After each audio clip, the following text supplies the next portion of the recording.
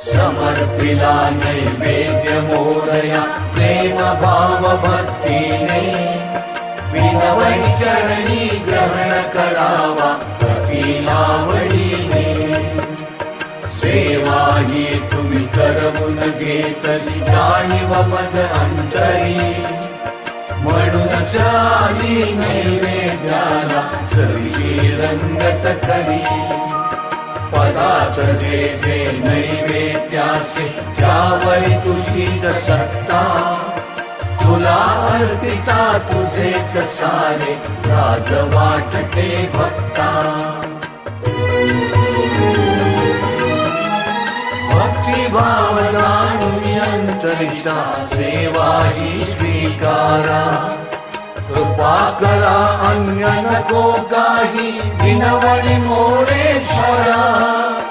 नामना